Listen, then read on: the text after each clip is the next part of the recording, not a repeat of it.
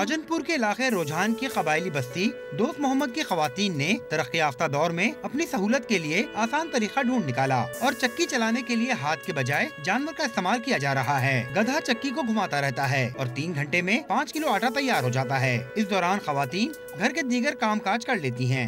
चक्की हथ वाला पींदू पूरा नहीं थी मन घर दा कमिन दिया माल आटा खमतिन बाल आटा खमतिन सारे पूरा नहीं थी। अहले इलाका कहते हैं कि पत्थर की चक्की के ताज़ा आटे का अपना ही मजा है। यही उनकी सकाफत है और कई लोगों के कारोबार का जरिया भी।